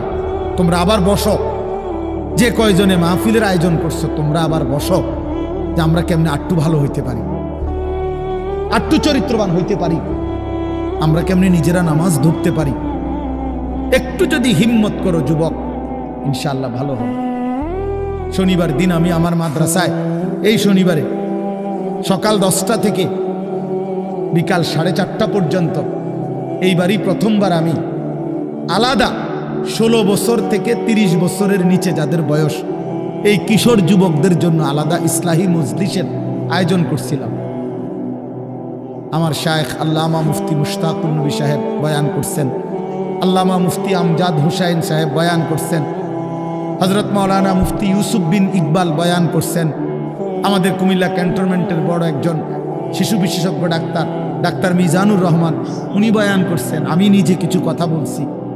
প্রায় 600 ছেলে এন্ট্রিভুক্ত আসছে, উপস্থিত হয়েছে 600। সন্দ্বীপে, চট্টগ্রামে আমরা প্রতি বছর সন্দ্বীপ যাই, সেখানে 4টা-5টা ছেলে ফজরের নামাজের জন্য, তারা বন্ধু কলেজের ছেলে, 4-5 জন ছেলে মাত্র। ওরা একদিন সিদ্ধান্ত নিছিল, ওরা সবসময় ফজরের নামাজ পড়তো, তো ওরা একদিন সিদ্ধান্ত নিছে যে ফজরের পরে তারা সন্দ্বীপ তো সাগরের পারে, তো সাগরের পারে হাঁটতো তারা। তো তারা একদিন সিদ্ধান্ত নিছিল আজ থেকে 1 বছর আগে, যে আমরা সকালবেলা না হাইটা চলো আমরা বন্ধুদেরকে ফজরের জন্য জাগাই, ফজরের ক্যাম্পেইন করি, ফজরের জন্য গণসংযোগ করি। এই 4-5 জন ছেলে উদ্যোগ নিয়ে শুরু করছে। ঠিক 1 বছরের মেহনতে এই গত নভেম্বর, 24 সালের নভেম্বরে আমি গেছি মাহফিলে, ওইখানে তারা আমার লিস্টেড। ফজরের পরে আমি তাদের জন্য আলাদা বয়ান করছি, তাদের আলাদা মাহফিল হয়েছে ফজরের পরে। মানে রাতে আমি যেই প্যান্ডেলে ওয়াজ করছি, ওই প্যান্ডেলটা তারা সকালের জন্য আবার ভাড়া নিছে। বুঝেন না এই কথা? আমি ওখানে ছিলাম, আর ওখানে রাত্রে আসা যায় না, ওইটা সন্দ্বীপে স্পিড বোট দিয়ে আইতে যাইতে হয়, তো রাইতে আওয়ানোর সিস্টেম নেই, থাকতে হয়। এই জন্য ফজরের পরে আবার বয়ান করছি 1.5 ঘন্টা। তো ওরা, আমি বললাম এত ভোরে ছেলেরা আইবনি, কয় হুজুর আসবে ইনশাল্লাহ, আপনি দেখেন। তারা আমারে দেখাইছে কাগজে কলমে লিস্টেড করা প্রায় 4,500 ছেলে এখন ফজরের নামাজ জামাতে। যুবক চাইলে কি না পারে, যুবক চাইলে ভাঙতে পারে, যুবক চাইলে গড়তে পারে, যুবক চাইলে বুলডোজার দিয়ে সমান করে লাইতে পারে, সমান করে ফেলতে। আবার সেই ভাঙার উপরে যুবক চাইলে গড়তেও পারে। আল্লাহ তাআলা নওজোয়ানের শরীরে অসম্ভব হিম্মত দান করছে, অসম্ভব হিম্মত। এই জন্য বাপ, আমি যুবক যারা, তাদেরকে উৎসাহিত করলাম। মহান আল্লাহ পাক রব্বুল আলামিন আমাদেরকে বলছেন, আমি তোমাদের ইমানদার, ইমান নিলাম, আমি ইমান দিছি বান্দা। আমি গত বছর যখন তাবলীগের সফরে ছিলাম দিনাজপুর জেলায়, গত বছর আগস্ট মাসে 72 বছর বয়স্ক একজন হিন্দু লোককে কালেমার দাওয়াত দিছিলাম। ওনার 2 ছেলে মুসলমান। ওনারে আমি 2.5 ঘন্টা কালেমার দাওয়াত দিছি। আমরা 3 জন আলেম মিলে কত অনুনয় বিনয় করছি, কাকুতি মিনতি করছি, কাঁদছি, চোখের পানি ফেলছি। একটা বার চাচা কালেমা পড়েন, আপনার ছেলে মুসলমান, ছেলের বউ মুসলমান, আপনার নাতি নাতনি সব মুসলমান, আপনি এখনো বসে আছেন কেন? আহা, এই 72 বছর হয়ে গেছে। বুড়া মিয়া কয় আমি ওটা বলবো না, বলে নাই। আমি আমার সাথীদের কাছে, আমার 26 জন সাথী নিয়ে চিল্লায় গেছি, 16 জন আলেম, এক চিল্লা সফরে 950 মানুষ আল্লাহর রাস্তায় বের হয়েছে চিল্লার জন্য। আলহামদুলিল্লাহ, আল্লাহই করাইছে। তো বলতেছিলাম, আমি সাথীদের কাছে এসে বলছিলাম যে দেখেন 72 বছর বয়স হয়ে গেছে, এক আল্লাহর বান্দা তার জবান দিয়া কোনোদিন তার মালিকের নামটা বলবে। আমারে আপনারে আল্লাহ তাআলা কত বড় তৌফিক দিছে যে আমরা কত হাজারবার লক্ষবার কালেমা লা ইলাহা ইল্লাল্লাহ মুহাম্মাদুর রাসূলুল্লাহ এটা যে আমরা পড়তে পারি, পড়তে পারছি, এই সৌভাগ্যের কৃতজ্ঞতা কি? এটা যদি আল্লাহ আমগো জবান দিয়ে কোনোদিন না বলাইতো। কথা বলে না বাপ, এই ছেলেরা মিয়া, এই আব্বা, যারা নামাজ পড়ো না, আরে না ফরমান, তুই যদি হিন্দুর ঘরে জন্ম নিতি, তুই যদি ইহুদির ঘরে জন্ম নিতি, তুই যদি খ্রিস্টানের ঘরে জন্ম নিতি, বেটা কি হতো জীবন যদি কোনোদিন কালেমার আহ্বান না শুনতা? তুমি তো মুসলমানের ঘরে জন্ম নিয়া এভাবে ইমানকে ফেলে দিলা। মুসলমানের ঘরে জন্ম নিয়ে এভাবে নামাজকে প্রত্যাখ্যান করলা। ছি ছি ছি ছি, তোমারে দেখে তো হিন্দুও হাসবে, তোমারে দেখে তো ইহুদিও হাসবে, তোমারে দেখে তো খ্রিস্টানও হাসবে, যে দেখছো হয় নাকি শ্রেষ্ঠ জাতি, ওদের ধর্ম নাকি শ্রেষ্ঠ ধর্ম, ওদের ধর্ম কোরআন নাকি শ্রেষ্ঠ কিতাব, ওদের শ্রেষ্ঠ ধর্ম ওদেরই পছন্দ হয় না, ওদের শ্রেষ্ঠ কিতাব ওরাই পড়তে পারে না। তো এটা কিসের শ্রেষ্ঠ? কথা বলেন না। তাহলে আমি তো আমার ধর্মের অপমান। কথা বলেন না, আমি আমার ধর্মের অপমান না, আমি আমার কোরআনের অপমান। এজন্য তোমরা যারা বেনামাজি ছেলে, তোমরা ধর্মের অপমান। তোমাদের যাদের চুল বেঈমানের মতো, তোমরা মুসলমান ধর্মের অপমান। তোমাদের কারণে আমার ধর্ম লজ্জিত, তোমাদের কারণে ধর্ম বেইজ্জতি হয়েছে। তোমরা ইসলামকে অপমানিত করলা, আল্লাহকে অপমানিত করলা, আমার নবীর শ্রেষ্ঠতম 23 বছরের আদর্শকে তোমরা অপমানিত করলা। এই অপমানের বিচার আল্লাহ করবে, মনে রাখো, ছেড়ে দিবে না বাপ। আল্লাহ কোরআনে বলছে, বান্দা আমি 1 সেকেন্ড ছাড়বো না, আমি হিসাব নিব। তুমি আমারে কি মনে করছো বান্দা? বাদ দুগা খাওয়াইছি দেখিয়া তুমি মনে করছো আমি মাতি না? হ্যাঁ, কিটা মনে করছো? এ পেশাব পায়খানার ভাত তুমি মনে করছো আমি কিছুই বলবো না, কিছুই বলবো না। তুমি জানো না ফেরাউনকে শোয়াইছে কে? তুমি জানো না কারুনকে শোয়াই দিছে কে? তুমি জানো না নমরুদ সাদ্দাতকে নিশ্চিহ্ন করে দিয়েছে কে? তুমি শোনো নাই? তুমি আন্দাজ করো নাই আমি আল্লাহ কেমন? এই পৃথিবীর কত অবাধ্য জাতিকে আমি আল্লাহ ধ্বংস করে দিয়েছি, শোনো নাই? কই, গোটা পৃথিবীর সমস্ত আধুনিক প্রযুক্তি থাকার পরেও তো বাবা আমেরিকার ওই বেঈমানরা, ক্যালিফোর্নিয়ার লস অ্যাঞ্জেলস তাদের একটি স্টেট আগুনে দাবানলে পুরে ছাই হয়ে গেছে। লক্ষ লক্ষ কোটি কোটি মিলিয়ন বিলিয়ন ডলারের এক এক বিল্ডিং। আপনারা মুরব্বীরা মিলিয়ন বিলিয়ন ডলার কি তাই বুঝতেন না? কয়টা আপনি 1 মিলিয়ন বিলিয়ন ডলার কত টাকা? কমপক্ষে 300 টাকার বেশি। মানে আপনি এটি বুঝতেন না, টেহারি এটা বুঝতেন না। কথা বুঝছেন কেন? হ্যাঁ, আমরা কিতাবে পড়ছি এক বুজুর্গকে, হ্যাঁ, একটা জিনিস দামি ওনার কাছে ছিল, তো ওনার কাছে বলছি এটা আপনি বিক্রি করে দেন। কত মূল্য? উনি বলছে 100 দিরহাম, 100 টাকা। তখন উনি যখন বিক্রি করে দিছে, ওনার 100 দিরহাম দিছে। তো অন্য কেউ উনারে পরে বলছে, হায় হায় জনাব, আপনি তো বহুত বড় ঠকছেন, মাত্র 100 টাকা দাম চাইলেন, এটার দাম তো আরো অনেক। তো উনি বলছেন, আল্লাহর কসম, 100 টাকার উপরে, 100 দিরহামের উপরে কোনো সংখ্যা আছে? আমার তো এটা জানা নেই, আমার তো এর উপরে কিছু জানা নাই। আমার মেজো বোনের বিয়ে যখন হয়েছিল, মেজো বোন, আমি তখন প্রাইমারি শেষ করে মাদ্রাসায় ভর্তি হয়েছি, এই সময় আমার বোনের বিয়ে হয়েছে। তো বোন জামাই যখন ওই আগে ছোটবেলায় বিয়ের দিন বোন জামাই যখন আসছে, তখন শরবত খাওয়াইছি যে গেইটে নাকি, তখন কিছু টাকা দিতে হয় না, যে শরবত খাওয়ায় তারে। তো আমারে 100টা টাকা দিছে উনি প্রথম। তো এগুলা নাকি ওনার কাছে আরো টাকা ছিল, তো এগুলো ওই আরো একটু সাফাসাফি করলে আরো দেয়, আরো কিছু দেয়, না মানলে আরো দেয়, এমনি এমনি নিয়ম ছিল। আমার 100 টাকা দিছে, আর এটা দেখে আমি একটা দৌড়ে আইয়ালাইছি। আমার পুরা মনে আছে, একটা কসম, আমার পুরো এখনো মনে হইলো আর এই কথাটা। আমার একারে আমার ভাই, চাচাতো ভাইটাই বা অন্যরা এত দমকাইছে, বেউকুফ, 100 টাকা লইয়া দৌড় দিয়ে আইয়ালাইছ। আমি বলছি, আমি তো আসলে এর চাইতে বেশি টাকা জীবনে আর দেখিনি।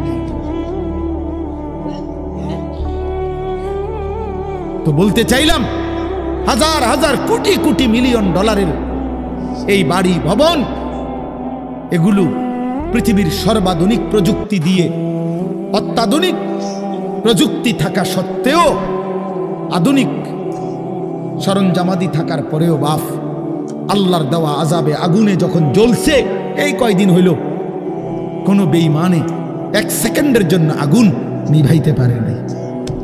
14,000 ফায়ার সার্ভিস কর্মী একসাথে আপনার পানি দিছে, আরো বাড়ে, আগুন আরো বাড়ছে। তার মানে বোঝা গেল বাবা, পৃথিবীর কারো শক্তি মূলত কোনো শক্তি না, আল্লাহ শক্তির সামনে, আল্লাহর ফয়সালার সামনে। আল্লাহ যদি ভালো রাখে তাইলেই ভালো থাকা। হ্যাঁ, আপনার টাকা তো আছে 1000 কোটি টাকা, কিন্তু আপনার ফেড অসুখ, আপনি টেহা দিয়ে কিনবেন। আপনার টাকা তো আছে লক্ষ কোটি টাকা, কিন্তু আপনার তো ডায়াবেটিস, আপনি কিনবেন টাকা দিয়ে কি করবেন? আপনি 7 রাজার ধন হইলেও কি লাভ হবে আপনার? এই জন্য আমি অনুরোধ করছি, আমরা মুমিন, আল্লাহ আমাদেরকে বলছে এটাই কথা, তোমাদের উপরে আমি রোজা ফরজ করলাম, তোমরা আমার হুকুম মানো, তোমরা আমারে মানো বান্দা। রোজা মানে বিরত থাকা, সিয়াম মানে বিরত থাকা, তার মানে গুনাহ থেকে বাঁচো, হালাল বস্তু থেকে বাঁচো। আমি তোমাদেরকে হারাম তো হারামই, হারাম থেকে আবার ফিরাবো কেন? হারাম থেকে তো ফিরতে সারা বছরের জন্যই বলে দিছি। তো আমি রমজান মাসে তোমাদের 3টি হালাল খাবার হালাল ছিল, পানি হালাল ছিল, হালাল স্ত্রী হালাল ছিল। আমি রমজানের 30টা দিন, একটা মাসে তোমাদের জন্য খাদ্য, পানি, স্ত্রী, এই 3টা জিনিস হালাল বস্তু আমি হারাম করে দিলাম। যেন আমি বুঝাইতে চাইলাম যে দেখো, আমি আল্লাহ যেখানে হালালটাও হারাম করে দিলাম, সেখানে হারামটার প্রতি আমি আল্লাহর কি পরিমাণ ঘৃণা। যেখানে হালালটাই ছেড়ে দিতে বললাম, সেখানে হারামটা ধরে রাখার কোন সুযোগ আছে? অতএব মিথ্যা, চুরি, ডাকাতি, জিনা, ব্যভিচার, মদ, জুয়া, নাচ, গান, সুদ, ঘুষ, মা বোনদের বেপর্দা জিন্দিগি ছেড়ে দেন, ছেড়ে দেন। একজন বুঝলে একজনে, কোনো অসুবিধা নাই, আমার কোনো আফসুস নাই। আমি সব সময় ফেরিওয়ালার মতো আমি বুঝি, একজনই শুনুক, একজনই যদি ভাবে আলহামদুলিল্লাহ, সংখ্যা দিয়ে আমি কি করব? বুঝেন না? 10 কোটি মানুষ আমারে মনে করেন আলগি দিছে, তো কি এটা আমার কবর রাজাব মা। বাংলাদেশের একেবারে মনে করেন 50 লাখ লোক আমার চিনে, তো কি এতে আমার কবর রাজাব মা। তো আর কি, পরিচিতি, অপরিচিতি, জনপ্রিয়তা, এগুলো কোনো বিষয় না, এগুলো কোনো মুখ্য বিষয় নয়। বিষয় হলো আল্লাহর কাছে গ্রহণ হওয়া, আখিরাতের মুক্তি পাওয়া, জাহান্নাম থেকে মুক্তি পাওয়া। অতএব আজকে এতটুকুই মূল কথা। আমরা প্রত্যেকেই এটা ভাবি আমরা মুমিন। প্রিয় ভাই বলেন, আমরা এখানে যারা এখন বসছি রাত 12টা বাজে, আমার কথা শেষ, নীরবে একটা মিনিট ইনসাফের সাথে ছেলেরা বাবা বলো তুমি মুসলমান কিনা। না ছেলেরা আলাদা বলো বাবা কও তোমরা মুসলমান কিনা। প্রিয় বাপ বলো তুমি মুসলমান কিনা, তুমি মুসলমানের সন্তান কিনা। তাইলে তুমি সিদ্ধান্ত দাও আজকে। বয়স্ক যারা আছেন তারা আপনারা বসা থাকেন, কিন্তু তোমরা যারা 30 বছরের নিচে ছেলে, তোমাদের বয়স, বুঝে শুনে ধোঁকা দিও না, আল্লাহর সাথে ধোঁকা করো না, আল্লাহর সাথে মস্কারি করো না। হাদিসের মধ্যে আছে এক লোক নবীজির সামনে বাম হাত দিয়ে খাইতেছিল, মুসলিম শরীফের হাদিস। নবীজি তারে বলছে ডান হাতে খাও, তখন সে বলছে আমি ডান হাতে খাইতে পারি না। নবীজি বলছে তাইলে আর পারবাও না। কসম আল্লাহর, ওই হাদিস আছে। সাহাবী বলে ওই লোক আর কোনোদিন ডান হাত মুখের কাছে আনতে পারে নাই, কারণ সে তো মূলত মিথ্যা বলছিল, অহংকার করে বলছিল। এই জন্য আমি অনুরোধ করছি, তোমরা যারা 30 বছরের নিচে আছো ছেলে বাবা, তোমরা দিল থেকে বুঝে শুনে তোমরা নিয়ত করে দাঁড়াও, যে এই কথার নিয়তে দাঁড়াও যার ভাল লাগে যে আমি ইনশাল্লাহ চেষ্টা করুম ফজর সহ 5 ওয়াক্ত নামাজ পড়তে। তুমি সিদ্ধান্ত নিয়ে বলো যে আমি চেষ্টা করব আমি নারী ছবি, অশ্লীল দৃশ্য থেকে, মোবাইলের অশ্লীল ছবি থেকে নিজেকে বাঁচাইবার নিয়ত করলাম, সিদ্ধান্ত করলাম। আল্লাহ তৌফিক দিলেই তো পারবা, ঠিক কিনা বলেন না কেন? অতএব নিয়ত করে হিম্মতের সাথে যে আসলেই হুজুর আমি দিল থেকে বললাম, এই নিয়ত করে দাঁড়াও। যার ভাল লাগে দাঁড়াও, কোনো বাধাবাধকতা নাই, যার মন চায় দাঁড়াও, আমার কোনো জোরাজুরি নাই। বাকি তুমি দিল থেকে বলো, মন থেকে মনে নিয়ত করো, তোমার দিলে তুমি। কারণ তোমার কবর তোমার, আমার কবর আমার। তোমার ঘরে তুমি ফিরবা, আমার ঘরে আমি ফিরব। সবাই রাজি তো ইনশাআল্লাহ? আল্লাহ তাআলা তৌফিক দান করেন। বসো বাপ, আল্লাহ কবুল করে নেন। মনে করো ঠকবা না, মনে রাখো নামাজ পড়ে কেউ ঠকে না, না পড়ে ঠকে। গুনাহ ছেড়ে দিয়ে ঠকবা না, বরং গুনাহ ছেড়ে দিলে দামি হইবা ইনশাআল্লাহ। দামি হইও, নিজে দামি হবা, মনে রাখো দামি। একটা জিনিস শেষ মনে রাখো ছেলেরা, যে কোনো মূল্যে আমরা আলহামদুলিল্লাহ গোটা পৃথিবী নিয়ে আমাদেরও পড়ালেখা করা আছে। সারা পৃথিবীর হালাত আমরাও বুঝি কম বেশ। আমরা জেনারেল লাইনেও পড়ালেখা করছি, কুমিল্লা ভিক্টোরিয়া কলেজ থেকে মাস্টার্স পাস করছি, সরকারি আলিয়া মাদ্রাসা থেকে কামেল পাস করছি, কওমি মাদ্রাসা থেকে দাওরায়ে হাদিস পাস করছি। তাহলে মাটির তলে থাকি না, পৃথিবীর নিয়ে আমরাও গবেষণা ভাবি। কাজে সারা পৃথিবীর যেই পরিস্থিতি বর্তমান এবং আমাদের কোরআন সুন্নাহর যেই ভাষ্য, এই সবগুলো বিশ্বাস করো, একত্রে মিলাইলে এ কথা আমাদের কাছে একেবারে স্পষ্ট। আগামীর পৃথিবী ইসলামের পৃথিবী, আগামীর পৃথিবী কোরআনের পৃথিবী। মনে রাখো বললাম বাপ, তুমি দেখবা, তোমার হায়াতেই দেখবা ইনশাআল্লাহ। এখন যাদের বয়স এই 20, 25, 26, 28, যাদের বয়স 12, 15, তোমরা ইনশাআল্লাহ আগামীর ইসলাম দেখবা, কালেমার বিজয় দেখবা। তোমরা শুনবা যে ফিলিস্তিন বিজয়ী, তোমরা শুনবা সারা পৃথিবীতে কালেমার পতাকা উড়েছে, তোমরা শুনবা ইউরোপ আমেরিকার শক্তি নিশ্চিহ্ন হয়ে গেছে, তোমরা শুনবা ইসরায়েলের কুত্তারা পরাজিত হয়ে গেছে। সেদিন বুঝবা ইমানদারি দামি, সেদিন বুঝবা চরিত্রবান ছেলেটাই দামি, সেদিন বুঝবা নামাজি ছেলেটাই দামি। আর যারা চরিত্র নষ্ট করে ফেলেছ, তুমি ফালতু কোনো না কোনো সিফাত কোনাত পড়ে থাকবে। এই জন্য আমরা দয়া করি ইনশাআল্লাহ প্রত্যেকেই আমরা ইনশাআল্লাহ নামাজ পড়বো তো ইনশাআল্লাহ। ভালো হও, চরিত্রবান হও, নিজের জীবন গঠন করো, আল্লাহ তৌফিক দান করেন। আলহামদুলিল্লাহি রাব্বিল আলামিন। আল্লাহুম্মা আনতাস সালাম ওয়া মিনকাস সালাম, তাবারাকতা ইয়া যাল জালালি ওয়াল ইকরাম। ইয়া রাব্বি লাকাল হামদু কামা ইয়ানবাগি লিজালালি ওয়াজহিক ওয়া আযীমি সুলতানিক।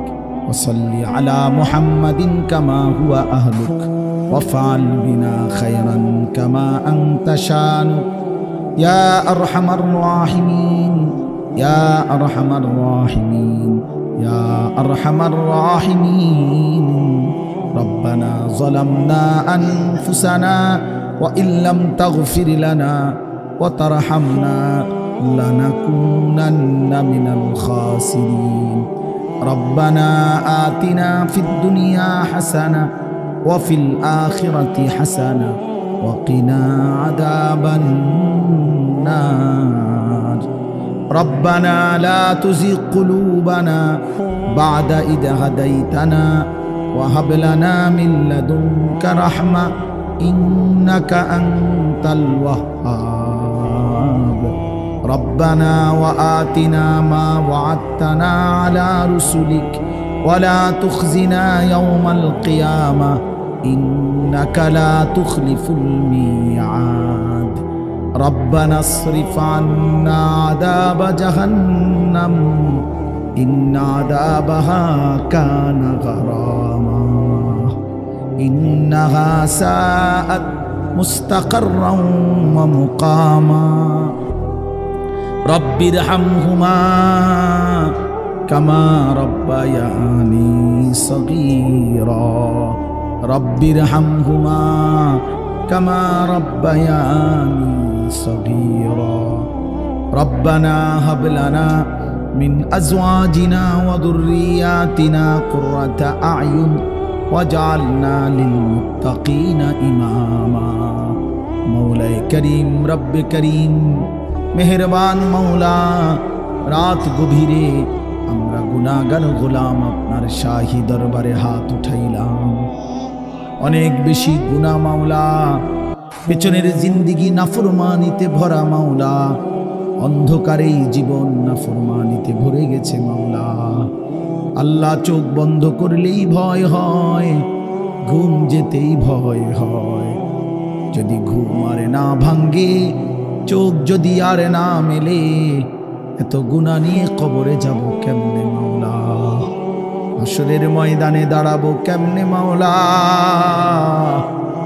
নবীজির সুপারিশ চাইবো কেমনে মাওলা হাউজে কাউসারের পানি তো মিলবে না মাওলা আপনি মাফ করে দেন মাফ করে দেন আজই মাফ করে দেন এখনই মাফ করে দেন হায়াতে থাকতেই মাফ করে দেন কবরে যাবার আগেই মাফ করে দেন আপনি রহমান আপনি রহিম আপনি গফফার আপনি গফুর আপনি মাফ করে দেন আযাব দিলে আপনার কোনো লাভ নাই মাফ করে দিলে আপনার কোনো ক্ষতি নাই মাফ করিলে আপনার কমবে না মাফ না পেলে আমাদের উপায় থাকবে না আল্লাহ মাফ করে দেন দেন মাওলা আমার এই মাফ করে দেন আমার এই মাফ করে দেন আমার বন্ধুদেরকে মাফ করে দেন আমার বাবাদেরকে মাফ করে দেন আমার নওজোয়ান ছেলেদেরকে মাফ করে দেন আল্লাহ নওজোয়ান ছেলেরা বোঝে নাই মাওলা গুনাহ তো করেই ফেলেছে মাওলা আজ আপনি মাফ করে দেন আপনার ভালোবাসায় দাঁড়িয়েছিল আপনার ভালোবাসায় দাঁড়িয়েছিল মাওলা আপনি এই দাঁড়ানো কবুল করে নেন ছেলেগুলোকে নামাজি বানিয়ে দেন চরিত্রবান বানিয়ে দেন মোবাইলের আসক্তি থেকে বাঁচান নারীর আসক্তি থেকে বাঁচান জিনা ব্যভিচারের আড্ডা থেকে বাঁচান মদ জুয়ার আড্ডা থেকে বাঁচান আমার সন্তানদেরকে ফিরাইয়া দেন আমার ভাইদেরকে ফিরিয়ে দেন আমার সন্তানদেরকে ফিরিয়ে দেন বাবা চাচা বয়স্কদেরকে আরো বেশি নেক আমলের তৌফিক দেন মা বোনদেরকে পর্দা পুশিদা দান করেন সমস্ত কবরবাসীদেরকে মাফ করে দেন কিয়ামত পর্যন্ত কবরের আযাব মাফ করে দেন অসুস্থ বিমারি যারা শিফা করে দেন প্রত্যেকের কামাই রুজিতে হালাল বরকত দান করেন বিদেশের জমিনে প্রবাসে যারা সহি সালামতে নিরাপদে রাখেন মাওলা যে যেই মাকসাদে দোয়া চেয়েছে সকলের নেক মাকসাদ পূরণ করে দেন আল্লাহ ছেলেদের আয়োজন মসজিদ কমিটির আয়োজন মহল্লাবাসীর আয়োজন এই মাহফিলখানা কবুল করে নেন মাহফিলের প্রতিটা দান সাদাকা বুদ্ধি, সহযোগিতা, পরামর্শ সব কিছুর উত্তম বিনিময় দান করেন। আল্লাহ সকলকে কবুল আর মনসুর করে নেন। ওলামায়ে কেরামকে হায়াত দারাজ করেন, সকলের উপরে রহম করম করেন, প্রত্যেকের নেক মাকসাদ আপনি পূরণ করে দেন। আল্লাহ অভাব দূর করে দেন। রমজান পর্যন্ত হায়াত ভিক্ষা দান করেন। আল্লাহ রমজান পর্যন্ত পৌঁছিয়ে দেন, পৌঁছিয়ে দেন, পৌঁছিয়ে। আর অল্প কয়েকটা দিন মাওলা, বঞ্চিত কইরেন না, মাহরুম কইরেন না, এতটা কাছে এনে কবরে নিয়েন না মাওলা। আল্লাহুম্মা বারিক লানা ফি রাজাব ওয়া শাবান ওয়া বাল্লিগনা রমাদান ওয়া বাল্লিগনা রমাদান ওয়া বাল্লিগনা রমাদান। আল্লাহ রমজান পর্যন্ত পৌঁছাইয়াই দেন, হায়াত ভিক্ষাই দেন। আল্লাহ রমজানের চাঁদ দেখাইয়েন মাওলা, রহমত মাগফিরাত নাজাত নসিব করিয়েন। আল্লাহ সারা দেশ কবুল করে নেন, সারা পৃথিবীর মজলুম মুসলমানকে বিজয় দান করেন। আল্লাহ ফিলিস্তিনের বিজয় দান করেন, ইসরায়েলের ইহুদি বেঈমানদেরকে ধ্বংস করে দেন। রব্বির হামহুমা কামা রব্বায়ানি সগীরা। সুবহানা রাব্বিকা রাব্বিল ইজ্জাতি আম্মা ইয়াসিফুন ওয়া সালামুন আলাল মুরসালিন। আলহামদুলিল্লাহি রাব্বিল